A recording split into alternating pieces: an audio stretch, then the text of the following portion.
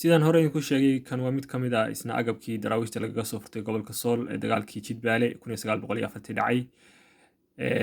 Halkan waxa weeye sida ay museumku sheegeen anigu waxaan raacday meesha uu yaallo maadaama qolada London uusan la ool. Halkan markaa waxay dhaheen waxaa agabkan na siiyey amba noogu tabarucay museumka hoose sheegeene Major Jackson oo magaranayay ciidamadii Ingiriiska ka tirsanaa ee markaa ka howlgalay gobolada waqooyi ee cariga Soomaaliyeed. dabcan markaad u fiirsato museumku labay ku doodaan waxay dhahaan amba waanu ka soo gadanay saraakiishii dagaalka ka qayb gashay amba way noogu tabaruceen. marka dabcan hantidu waa hanti ummad Soomaaliyeed laakiinse mar walba iyagu waxay ku carabka ku adkeeyaan in ay iyagu leeyihiin hantidan oo maanta ayaan daro ay iyagu iska haystaan oo hantidooda ay tahay ayba iska leeyihiin iyagoo markaa ka soo gatay amba ay ugu tabaruceen saraakiishii dagaalka ka qayb gashay. marka halkan waxa weeye gaashaanka dhinaciisa dambe dhinacana waxa weeye dhinaca hore markaa raadiyey oo waxaan u diray fariin qolyaha museumka way soo jawaabeen waxay dhaheen waanu haynaa gaashaankan museumkuna yaalaa sawirana way soo direen magaranayay way soo raaciyeen fariinta.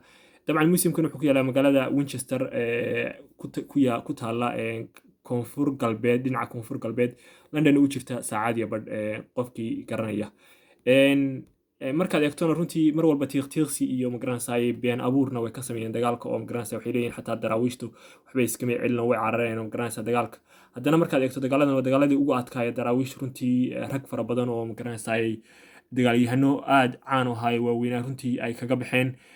dabcan dagaalkii jidbaale sidan uu dhacayo waxa weeye halkan labada qole iska hor yimi ciidanka qoryaha laayay oo magaranayay badisay dhimashada daraawiishta waa qoryaha darandooriga u dhaca magaranayay qorigan uu ka mid yahay masalka iyo qorigan magaranayay girleeyaanka miyaa la dhihi jiray oo labada taayir leesna sidoo kale waxaa isna meesha yaalay goobta yaalay qoryihii darandooriga u dhici jiray magaranayay la dhihi jiray maximka amba markii dambena loo bedelay Vickers machine gun. marka labada dhinac ba iskumaysan dheelitireen awoodooda haddana way u bareereen geerida ilaa magaranayay boqolaal daraawiish ayaa ku geeriyootay kuna shahiiday dagaalka. haddana magaranayay dacaayad Ingiriisku magaranayay sheegayaan mar walba daraawiishtu markaa way carareen bay leeyihiin iyadoo magaranayay markaad runtii si dhexdhexaadooda u eegto aad arkayso inay been tahay. waxyaabaha ka midka waxa weeye halkan wargeyska Ingiriiska wuxuu soo saaray in daraawiishta kunnin ay ka dhimatay haddana mar walba Ingiriiskuna waxay leeyihiin xaggana waxay ku leeyihiin way carareen markaas barbar dhigto waxay ku tusinaysaa nimanka wax qoraya amba buugaagta qoraya waa nimankii madaxdii iyo saraakiishii Ingiriiska mar walbana waxay u heelinayaan xagga qalinka dawladooda.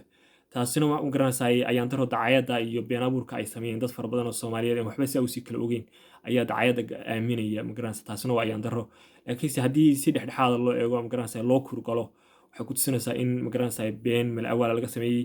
sidoo kale ninkanuna waxa weeye saraakiishii ciidanka Ingiriiska ee jidbaale ka dagaalantay oo markaa daraawiishtii shahiiday ay isagana sii dileen oo markaa magaranayay aan nolol ugu soo noqon wadanka Ingiriiska. halkan waxa weeye magaciisii iyo magaranayay goobta jidbaale uu ku dhintay sidoo kale sawirkan wuxuu yaalaa National Army Museumka oo markaa isagana kan ka duwan.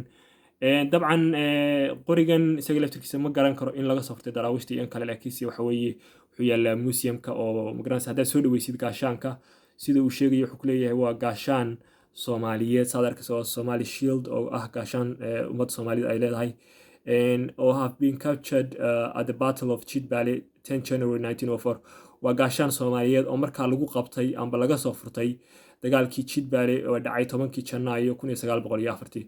marka tan mar walba waxay ku tusinaysaa runtii daraawiishta sida magaranayay ay mar walba ugu heeganka u hayeen uguna bareereen iyagoo hubka waaweyn xataa haysto ay geeri ugu bareereen magaranayay iyo dhiiranaanta daraawiishta ku shahiiday halka Allah u naxariistee iyagoo magaranayay Ingiriiskuna ay runtii ayna taa u qorin oo meelo fara badan ay ka hakradeen. sidoo kale marka dhinacan daraawiishta aad eegto iyo waxay ka dhaheen dagaalka Ismaaciil Mire runtii aad gabay caan ah uu ka tiriyay oo magaranayay goobtii jidbaale iyo xargaga guuldaradii joogtay isaga laftirkiisa halka uu ku magaranayay xusay.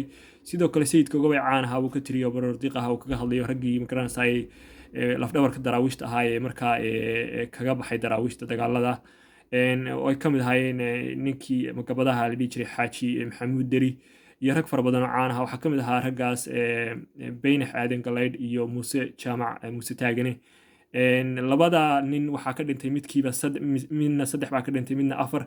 halkan waxay ku tusinaysaa calaa qofkii waalidkii amba aabihii calaa waxaa kaga shiidayay 5 wiil amba 4 wiil amba 3 wiil. waxay ku tusinaysaa tanuna sida ay u badnayd dhimashada xilligaas dagaalkaas iyo dadka sida loogu riiqday dagaalka. marka runtii dadka ingiriisku runtii wax ka duwan xaqiiqada ayay badiba qoraan. marka si dhexdhexaad loo eegana aan caga isku taagi karin. marka sida uu qoraagii Jaamac Cumar Ciise buuggiisa ku xusay beenta magaranaysaa Sayid Maxamed Cabdulla Xasan raganimadiisii markii la qarin kari waayey, ingiriisku waxay isku dayeen inay been aan la qarin karin inay qariyaan, laakiinse taas way qarsoomi weyday. runtiina waxa weeye xataa waraaqihii sayidka oo magaranaysaa yaalla welina qoran si khaldan ayay u turjumeen, aan sida dhabta ahayn. taasuna waxay ku tusinaysaa in qalinka dadka lagu liido ay ahayd wax wala kaca magaranaysaa taariikhdooda lagu taatirayo. marka tanuna waa qayb ka mid ah dagaaladii jidbaale. dabcan agabkanuna waa agabka maanta ayaan daro dowladda ingiriiska ay haysato oo magaranaysaa cidina ayna ka furfurayn, iyaguna sheegta inay leeyihiin oo ay hantidooda tahay, iyadoo magaranaysaa mar walba ay tahay hantidii daraawiishta gobolka sool.